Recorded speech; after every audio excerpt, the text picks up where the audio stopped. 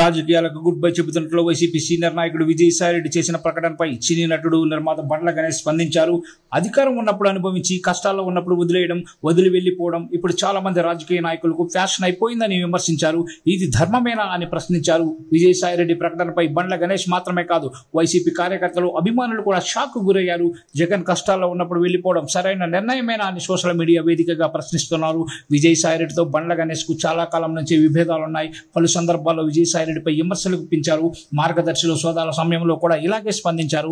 మీకు మంచి సమాచారం అందిస్తూ మంచి రాజకీయ నాయకుడిగా తీర్చిదిద్దుతా అంటూ విజయసాయిపై షట్టర్లు కూడా వేశారు.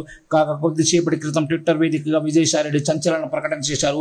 రాజకీయాల నుంచి శాశ్వతంగా తప్పుకుంటున్నట్లు ఆయన ప్రకటించారు. రాజ్యసభ సభ్యత్వానికి రేపు రాజీనామా చేస్తానని తెలిపారు. ఇది పూర్తిగా తన వ్యక్తిగత నిర్ణయం అని తెలిపారు. ఏ రాజకీయ పార్టీలోనూ చేరడం లేదని స్పష్టం చేశారు. వేరే పదవులు, ప్రయోజనాలు, డబ్బు ఆశించి రాజీనామా చేయడం లేదని తెలిపారు. రాజకీయాలకు గుడ్ బై చెప్పిన నిర్ణయం పూర్తిగా తన వ్యక్తిగతమని తెలిపిన విజయసాయిరెడ్డి తనపై ఎలాంటి ఒత్తిళ్లు లేవని, తనను ఎవరూ ప్రభావితం చేయలేదని పేర్కొన్నారు.